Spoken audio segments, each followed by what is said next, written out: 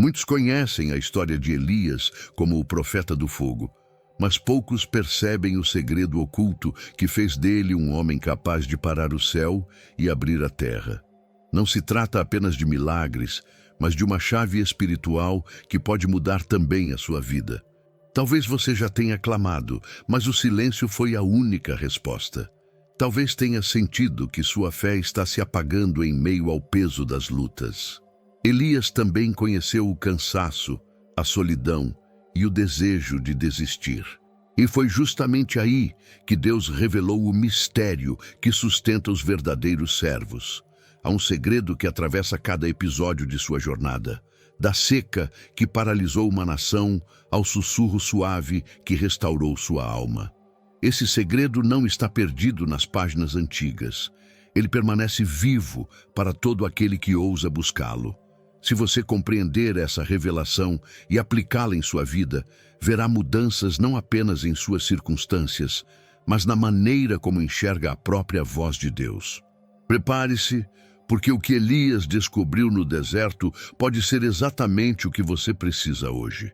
Elias surge na narrativa bíblica como um homem solitário, mas carregado de fogo interior. Não é apenas um profeta entre tantos. É aquele que ousa enfrentar um rei, uma nação inteira e até mesmo os céus. A cena de sua entrada é quase cinematográfica. Um forasteiro do deserto, sem títulos nem exércitos, armado apenas com uma palavra que arde como espada. Sua presença não é política, mas profética. Um contraste vivo entre a fraqueza humana e a força divina. A tensão cresce quando percebemos que Elias não fala por si mesmo. Ele é porta-voz de um Deus que já não tolera a indiferença espiritual de Israel. Esse primeiro instante da sua história é um convite ao confronto. O choque entre a fidelidade e a idolatria, entre a verdade e a aparência. É como quando alguém decide dizer o que todos evitam, sabendo que isso pode lhe custar tudo. Elias nos mostra que a fé autêntica não cabe em silêncios covardes. Assim como Elias encarou um rei, muitos hoje enfrentam gigantes em suas próprias casas. Enfermidades, filhos afastados, casamentos à beira da ruptura. A coragem do profeta nos lembra que o chamado de Deus não escolhe os momentos fáceis. Pelo contrário, aparece nas horas mais sombrias, quando parece não haver saída. É nessa hora que uma palavra pode se tornar um divisor de águas, quebrando correntes invisíveis. Esse início dramático é apenas o prelúdio, porque o que Elias anuncia não é uma opinião, mas um juízo que se materializa, uma seca devastadora, enviada como sinal e advertência. Assim, a história dá um salto do humano para o sobrenatural. O palco está armado e a proclamação do céu está prestes a cair sobre a terra. Elias se ergue diante do rei Acabe com uma declaração que soa mais como sentença do que como profecia. Não haverá orvalho nem chuva, senão pela minha palavra. Imagine o impacto dessa fala em uma cultura agrícola, dependente das estações para sobreviver. Era como arrancar o coração da economia e da religião do povo. Não era apenas clima, era juízo. Era Deus desmontando o palco de Baal, que supostamente controlava a fertilidade da terra. Esse gesto não é apenas uma punição, mas também um remédio. A seca funciona como uma cirurgia espiritual, expondo o engano coletivo e mostrando quem realmente governa a natureza. Muitas vezes, Deus permite secas pessoais em nossas vidas, períodos em que as portas se fecham, os recursos minguam e a esperança parece evaporar. Não para destruir, mas para revelar o quanto confiamos em muletas que não podem nos salvar. Na Bíblia, o deserto sempre foi espaço de revelação. Moisés diante da sarça ardente, Israel alimentado por maná, Jesus enfrentando tentações. A seca em Israel não é exceção. É como se o céu dissesse: sem a minha presença, tudo o que vocês possuem se transforma em pó. Essa realidade ainda ecoa nos dias de hoje. Quantas famílias prosperaram materialmente, mas secaram espiritualmente, porque deixaram de buscar a fonte viva? Elias, ao proclamar a seca, não oferece alternativas humanas. Ele não diz se ou talvez. Ele simplesmente traz a certeza da palavra. É o tipo de convicção que incomoda, mas também desperta. E enquanto as nuvens se fecham e a terra começa a rachar, um novo capítulo se abre. O Deus da providência começa a se mover em silêncio, conduzindo Elias para o ribeiro de Querite. Você já se sentiu perdido, desconectado de quem realmente é, e sem saber qual o plano de Deus para a sua vida? A verdade é que você não está aqui por acaso. Deus tem um propósito para você, e eu quero te ajudar a descobri-lo. Por isso, criei 3 e-books que vão transformar sua jornada com Deus. Clique no link no comentário fixado e comece sua transformação agora. Logo após anunciar a seca, Elias não é exaltado diante do povo, mas conduzido ao escondimento. Deus o envia ao ribeiro de Querite, um lugar de silêncio e solidão. Ali, longe dos aplausos e também dos perigos, o profeta descobre que o isolamento não é castigo, mas escola. Muitas vezes, o Senhor afasta seus filhos do centro das atenções para moldar neles uma dependência radical. É no anonimato que os segredos do céu são confiados. A provisão chega de forma inesperada. Corvos trazendo pão e carne, dia após dia. A cena é paradoxal, pois o animal considerado impuro torna-se instrumento da fidelidade divina. Deus gosta de surpreender, usando meios improváveis para cumprir suas promessas. É como quando o sustento aparece por mãos que nunca imaginávamos, ou quando a resposta vem de onde parecia impossível. O recado é claro: a fonte não está no recurso, mas no Deus que envia. No ribeiro, Elias aprende que a água pode secar, mas a palavra permanece. O profeta bebe da corrente enquanto ela existe, sem apegar-se ao curso do rio, mas ao Senhor que a abriu. Quantas vezes sofremos porque amamos mais os canais do que a fonte? O Querite nos ensina a confiar no doador, mesmo quando o recurso visível começa a diminuir. A fé verdadeira se mede quando o fluxo rareia. Esse isolamento, contudo, não é eterno. É apenas o prelúdio de uma missão maior. O silêncio do ribeiro prepara o profeta para o encontro inesperado com uma viúva em Sarepta. O homem que dependeu de corvos, agora dependerá de uma casa empobrecida, mostrando que a provisão divina não segue lógica humana, mas caminhos misteriosos que nos convidam a prosseguir. Gostou do conteúdo e ele fez diferença para você? Clique no Valeu Demais e apoie nosso trabalho. Quando o ribeiro seca, Elias não encontra outra fonte abundante, mas é guiado até uma viúva estrangeira em Sarepta. A cena é desconcertante. Uma mulher à beira da morte, preparando sua última refeição com o pouco de farinha e azeite que restavam. E é justamente dela que Deus decide tirar sustento para o profeta. Essa escolha revela algo profundo. A graça divina rompe fronteiras e o socorro pode vir dos lugares mais improváveis. O pedido de Elias soa quase cruel. Faz primeiro para mim. Mas, por trás dessa ordem, há um teste de fé. Ao entregar o pouco que tinha, a viúva não apenas obedece, mas se torna protagonista de um milagre diário. Sua vasilha nunca mais se esvazia. Aqui aprendemos que, quando oferecemos a Deus o que parece insuficiente, Ele o transforma em provisão inesgotável. A fé sempre se move antes de ver a multiplicação. Esse encontro também tem uma dimensão social e espiritual. Uma viúva pobre, considerada marginalizada, é escolhida como instrumento da promessa. O que o mundo despreza, Deus honra. Quantas vezes em nossa vida a resposta de Deus vem através de alguém simples, invisível aos olhos da sociedade, mas cheio de obediência e sensibilidade ao Espírito? O milagre em Sarepta mostra que não são os recursos, mas os corações dispostos que sustentam a obra de Deus. Cada refeição compartilhada naquela casa era uma lembrança viva de que o Senhor estava presente, mesmo em meio à fome. Sarepta se torna altar, a cozinha se transforma em templo e o azeite em sacramento da fidelidade divina. Mas a história não para aí, porque naquela mesma casa, algo ainda mais dramático e profundo aconteceria. A vida de um filho seria arrancada da morte pela intercessão de Elias.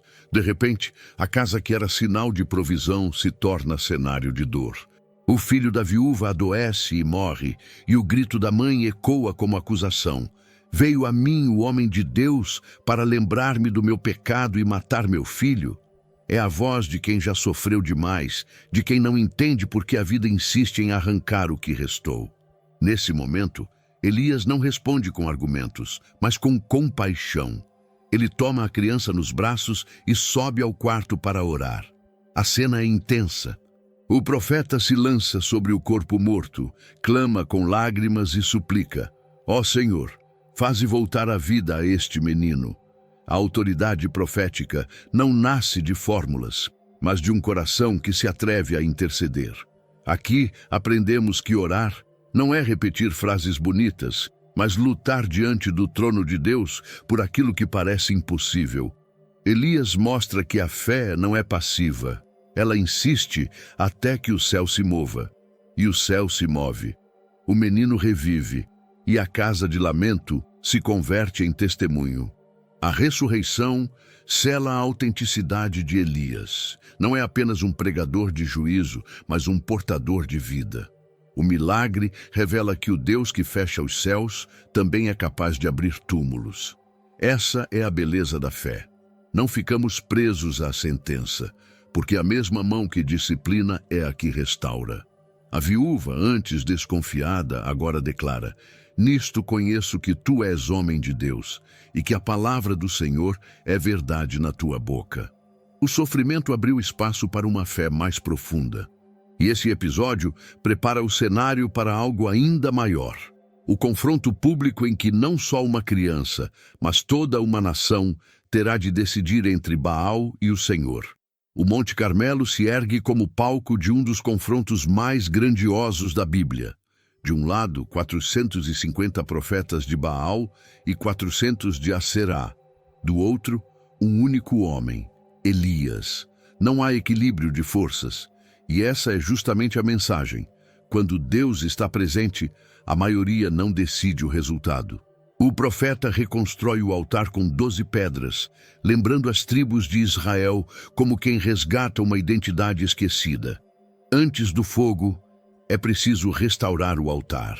Enquanto os profetas de Baal clamam, dançam e se ferem, o silêncio do céu expõe a mentira da idolatria. Elias, por sua vez, não precisa de espetáculo, ele apenas ora. Mas antes disso, faz algo aparentemente insano. Derrama água 3 vezes sobre o sacrifício, como se quisesse tornar o milagre impossível aos olhos humanos. É a pedagogia de Deus. Quanto maior o obstáculo, mais clara se torna a sua intervenção. Então, o fogo desce, não apenas consome o holocausto, mas também a madeira, as pedras e até a água no rego. O povo, atônito, cai de joelhos e grita: O Senhor é Deus! O Senhor é Deus! Esse momento é mais do que um milagre. É uma convocação coletiva ao arrependimento. O Carmelo se torna tribunal, altar e púlpito, onde Javé reafirma sua soberania diante de uma nação vacilante. Vitória não termina com o fogo. Elias ainda ordena que os falsos profetas sejam eliminados. Um gesto duro, mas que simboliza a ruptura definitiva com a idolatria. No entanto, mesmo após o clamor e a vitória, a terra continua seca. É como se o céu estivesse aguardando algo mais, uma oração que não só chamaria fogo, mas também traria chuva. E é aí que a história dá seu próximo passo. Depois do fogo, vem a espera pela chuva. Elias sobe ao alto do Carmelo e se curva com o rosto entre os joelhos, uma posição de total rendição. O profeta que havia desafiado reis agora se coloca no pó, mostrando que a vitória espiritual não termina no clamor público, mas se confirma na intercessão secreta. É no silêncio da oração que a palavra profética se transforma em realidade. 7 vezes, o servo sobe ao monte para olhar o horizonte. Por 6 vezes, não há nada além de céu vazio. Quantos de nós desistiríamos na 3ª ou 4ª tentativa? Mas Elias insiste, porque sabe que a promessa não depende do visível. E, finalmente, o servo anuncia. Uma pequena nuvem, como a palma da mão de um homem, sobe do mar. É pouco, quase insignificante, mas suficiente para um coração que crê. A pequena nuvem se transforma em tempestade. A chuva cai torrencialmente, lavando a terra que por anos se havia transformado em deserto. O milagre não é apenas ecológico, mas espiritual. Assim como o solo se restaura, também o povo é convidado a retomar a aliança com o Deus vivo. Cada gota que cai é lembrança de que a misericórdia triunfa sobre o juízo. Elias corre diante do carro de Acabe, não como servo do rei, mas como testemunha do poder de Deus que governa céus e terra. Mas a história não para na celebração da vitória. Logo após a chuva, o profeta enfrentará um novo e inesperado vendaval, não do céu, mas da boca de Jezabel, cuja ameaça fará tremer até mesmo o coração daquele que enfrentou sozinho centenas de falsos profetas. O triunfo no Carmelo ainda ecoava quando uma nova voz se levantou, a de Jezabel. Com ódio e fúria, ela envia uma mensagem a Elias, jurando que sua vida terminaria em poucas horas. Curioso como uma mulher sem espada, apenas com palavras, foi capaz de abalar o mesmo profeta que havia enfrentado multidões. Às vezes, não são as batalhas públicas que mais nos ferem, mas as ameaças sussurradas no íntimo. Elias foge. O homem que chamou fogo do céu agora pede para morrer debaixo de um zimbro. Ali, esgotado, ele ora não para vencer, mas para desistir. Basta, Senhor, tira minha vida. É o retrato cru da exaustão espiritual. Mesmo aqueles mais fortes na fé podem sentir o peso da solidão, do cansaço e da depressão. O herói do Carmelo agora é apenas um homem quebrado. Esse episódio revela que a fé não nos imuniza contra o desânimo. Quantos pastores, líderes, pais e mães que sustentam famílias e ministérios por trás das cortinas já não clamaram o mesmo pedido de Elias? A verdade é que até os profetas se cansam, e o Senhor não os condena por isso. Ele se aproxima com cuidado, lembrando-nos de que a fragilidade também faz parte da caminhada. Mas aquele deserto de angústia não seria o fim. O Deus que enviou fogo do céu agora se revela em forma de cuidado simples, restaurando o profeta pouco a pouco. Porque mesmo quando pedimos para desistir, o Senhor prepara algo maior. Uma nova jornada que começa não no Carmelo, mas no caminho rumo a Horebe. Enquanto Elias dorme debaixo do zimbro, um anjo o desperta com um gesto simples. Pão assado sobre pedras e um jarro de água. Nada de trovões, nada de fogo, apenas um cuidado humilde que fala mais alto do que 1000 sermões. O profeta que havia clamado pela morte encontra vida em um pedaço de pão e em um gole de água. É assim que Deus nos levanta, através de sinais pequenos, mas carregados de eternidade. O anjo retorna uma segunda vez, insistindo para que Elias coma e beba. A repetição mostra que não basta uma única experiência espiritual. A alma cansada precisa de sustento constante. Da mesma forma, nossas batalhas não se vencem em um único culto, mas em um fluxo diário de graça e renovação. A caminhada é longa e Deus não permite que seus servos avancem de estômago vazio. Fortalecido por aquela comida, Elias percorre 40 dias e 40 noites até o monte de Deus, Horebe. O número não é casual. É o mesmo tempo de Moisés no Sinai, o mesmo período de Jesus no deserto. 40 dias simbolizam purificação, teste, transição. É como se cada passo do profeta fosse também um degrau em direção a uma revelação maior. A jornada externa prepara o encontro interno. Esse sustento angelical nos ensina que, antes de grandes experiências espirituais, Deus primeiro cuida do corpo, da fadiga e das necessidades básicas. Só depois ele conduz a visão. E é exatamente em Horebe que Elias aprenderá a maior lição de sua vida. Que o Senhor não está apenas no fogo ou no vento, mas em algo muito mais sutil e transformador. Elias entra em uma caverna, buscando refúgio e talvez esperando uma nova manifestação poderosa de Deus, como no Carmelo. Mas o Senhor decide ensinar-lhe algo diferente. Primeiro vem o vento impetuoso que despedaça as rochas. Depois, o terremoto que sacode o chão. Em seguida, o fogo devorador. Todos sinais que poderiam anunciar a presença divina, mas em nenhum deles Deus se revela. E então, no silêncio após a tempestade, surge uma voz mansa e suave, um sussurro quase imperceptível, mas carregado de eternidade. Elias, ao ouvi-la, cobre o rosto com um manto. É o gesto de quem reconhece que está diante do sagrado.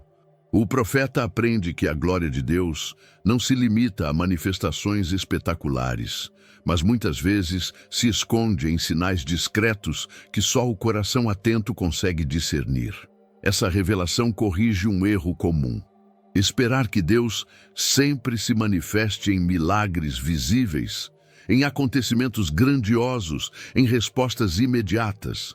A voz suave nos ensina que a intimidade com o Senhor se constrói na escuta, na contemplação, na oração que silencia a alma. Muitas vezes Deus fala no intervalo das nossas palavras, no espaço entre nossos suspiros. Para Elias, essa experiência não é apenas um consolo, mas uma reorientação de vida. Ele percebe que o poder de Deus não se resume ao Carmelo e ao fogo que cai do céu, mas também ao cuidado silencioso que transforma corações.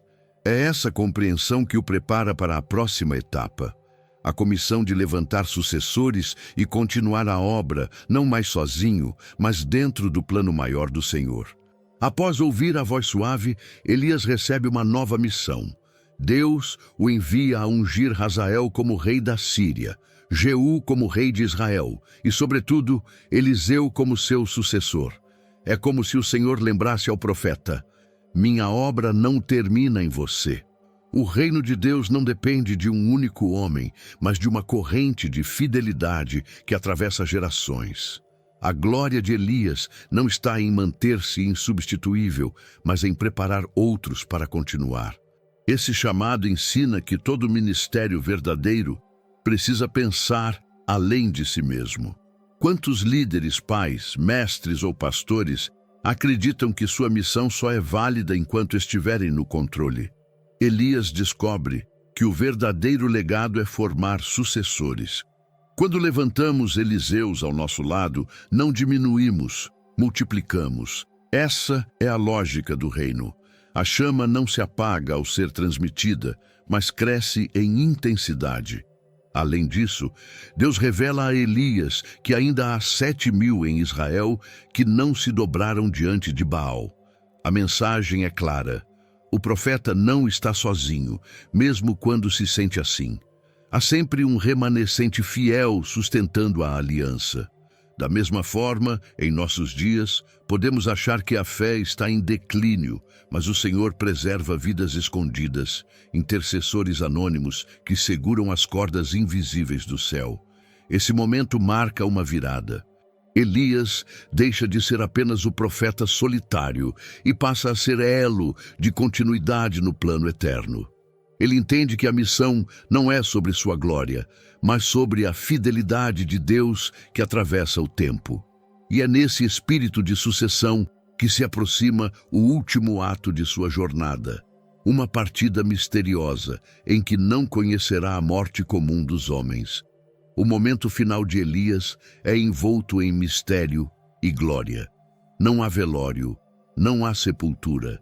Em vez disso, um carro de fogo e cavalos flamejantes descem do céu.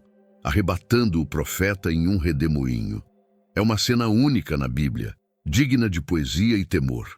Elias não prova a morte comum, mas é levado diretamente à presença de Deus, como sinal de honra e vindicação.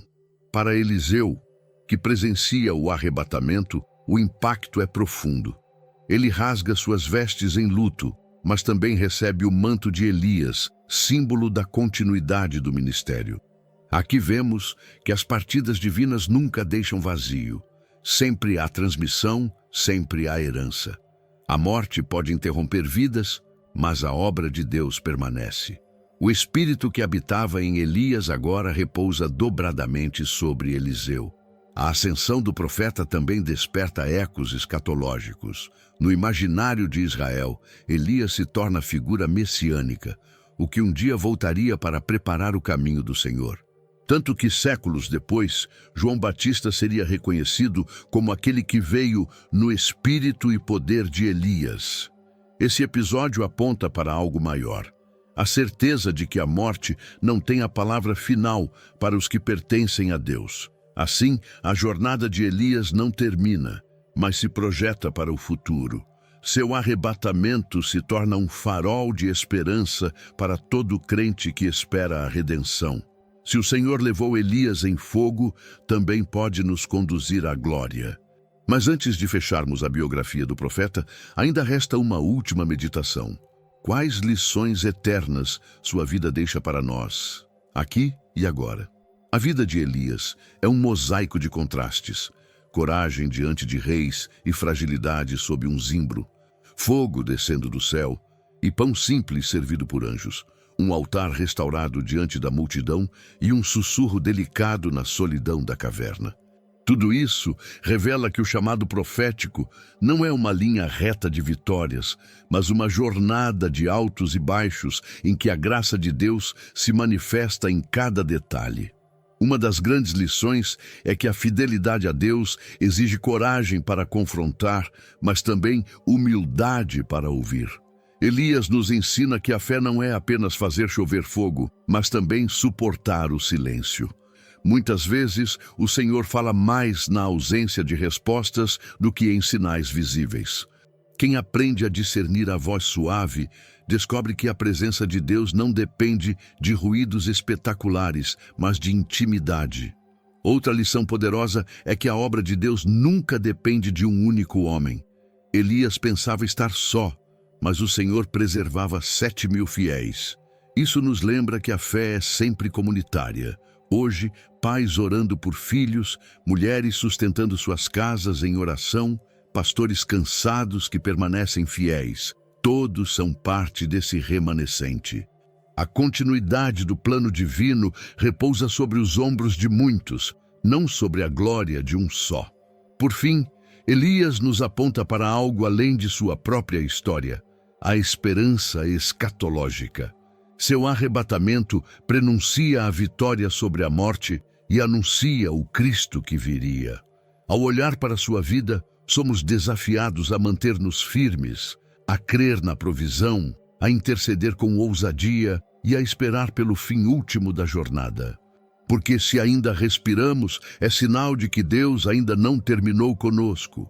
A vida de Elias nos mostra que não é a força do homem que move o céu, mas a rendição de um coração entregue.